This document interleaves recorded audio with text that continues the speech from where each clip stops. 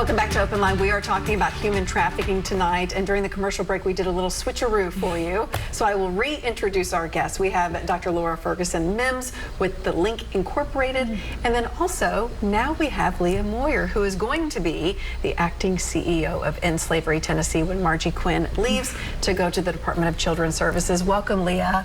Thank you so much. It's good to have you on, and I know that we will have you on for years to come. First of all, just tell folks about your involvement within slavery. Yeah, absolutely. I've been here for about 2.5 years, but definitely doing a lot in the nonprofit space and just focusing on those groups that are just victimized. And so when I really moved into this role, I was in charge of a lot of the external communications, the partnerships, great partnerships like Links Incorporated, marketing and fundraising. And so I eventually moved into the COO position and now have been asked, and I'm just so honored to be acting CEO and kind of helping our agency transition through this leadership process. And obviously knowing Margie's not far, and we'll continue to lean on her and our great relationship at DCS. I mean, you know, you do have big shoes to fill. Absolutely, no yes. pressure. Absolutely. Really, End Slavery Tennessee is really at this next big step, it would seem, with the opening of the, is it a recovery center? Yeah, so we are calling it the Survivor Restoration Campus. Yes, so we are really moving into a 2-year residential model just because experience and research indicates that someone who is exiting trafficking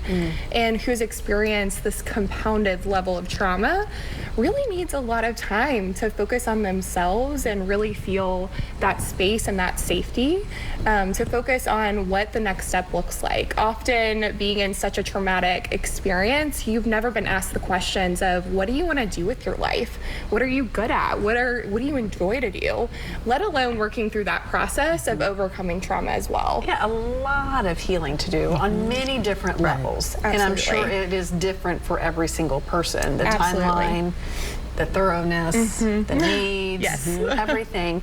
But this center will be so unique, particularly here in Davidson County. Absolutely. Absolutely. Yes, it's really a one of its kind. We have about 35 acres, and so we're really looking to expand not only that really intensive recovery program, but also building independent living cottages where someone can actually begin to build rental history.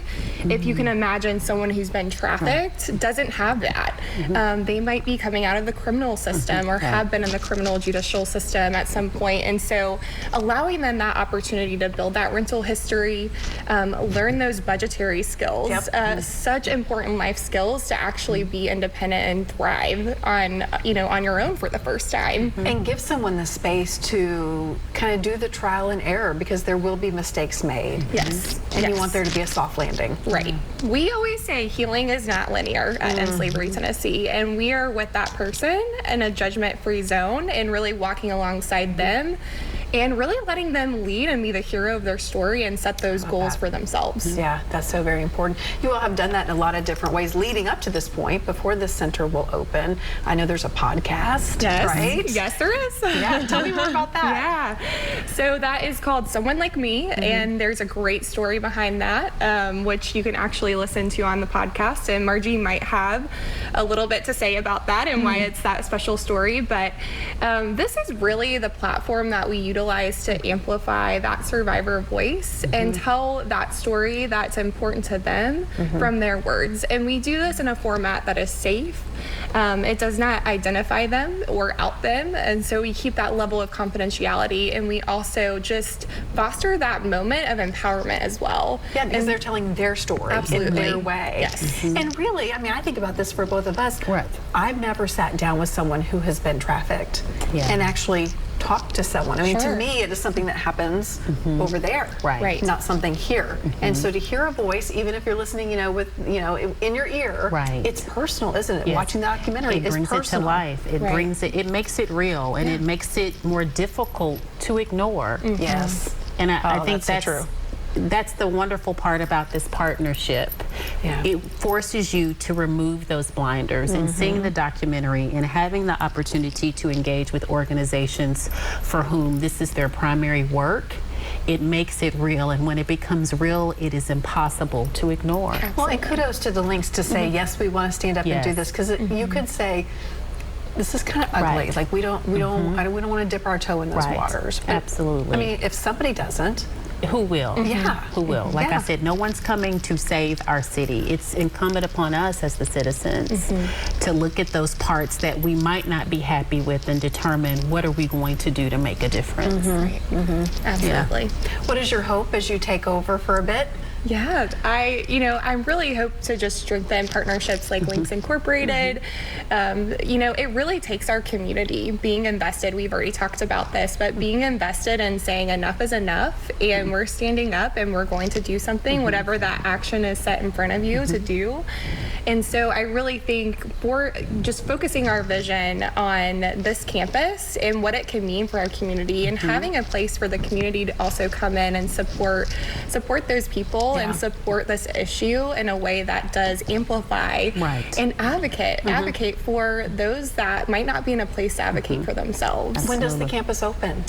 We are waiting on like three big things before we can open. And so we are really looking at an August, September date. So we are so excited just to open these doors. I think we will all be celebrating our staff and our clients alike. So we are very excited. And how many people, I would assume mostly women, can be there at a time? Yeah, so we actually serve the community as well. So our first year of programming will be an 8-bed resident program, but we are the single regional point of contact for Middle Tennessee. And so a lot of our clients actually live in the community. And so we really meet them where they're at. But what's great about this property is we also have that space for the community. Building healthy community is so incredibly important. And a lot of times we are kind of mirroring that for the first time with our clients. What do you deserve to be treated like? Let's treat you with dignity and respect. And being just surrounded by that atmosphere really begins to reshape what someone has been through, this kind of trauma, starts to say, yeah, that normalization of what I thought I deserved is actually inaccurate. Yeah, big time, oftentimes. Yeah. When you said you're really the focus or the center point or the meeting where everybody kind of comes together, who is picking up the phone and calling End Slavery saying, we need your help? Absolutely. It can be an array of people, array of organizations. So a lot of times it's self-referrals. That's honestly one of our biggest testaments. We have seen an increase dramatically. So a client, a survivor is saying to their friend, hey, you really need to go and talk to this organization. They can help you.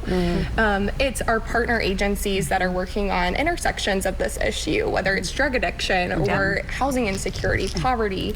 It's our law enforcement partners. It's DCS. And so there's so many partnerships that really matter that are in those frontline positions to say, I see something as wrong and I know who I need to get you to that can help you with this really complex issue that requires a complex treatment plan. Right, and I hope that signals to everybody at home watching this how important and vital End Slavery Tennessee is to this area and to Tennessee in general. We have a little bit less than 2 minutes to go, so I would love for you, Laura, to tell people again about Thursday. Give us the rundown. What do we need to do? Absolutely. This Thursday. Belcourt Theater. 6:30, showing of the documentary Surviving Sex Trafficking. The director, Sadvi Shri, will be there. Following the showing of the documentary, there will be a panel of subject matter experts so that we can kind of dig deeper into the soul of this issue, have a good understanding, so that we will know how to support and advocate for people who may be experiencing trafficking or either have come through on the other side and need our support. And I can't stress enough, if you're not able to make it Thursday, we have the rights to show the documentary, and we will come to you. I think we'll come to your church. Yes. We'll come to your nonprofit. We'll bring a subject matter expert so that we can really, I keep, at the risk of sounding redundant, we want to amplify the message. We want to create this groundswell that really compels us to action. Make a difference. We don't just want to sit and watch. it's not a movie, it's a documentary, which is to inform. Right. And that information has to compel us to action, to do something different, to provide this incredible circle of support, because what we really hear and what we know about people that are at risk for being trafficked is that there's this sense of isolation, right? So we have this obligation as a community to put this circle of support around the individuals who've experienced trafficking. Perfect. On that note, we will leave it to another commercial break. We'll be right back.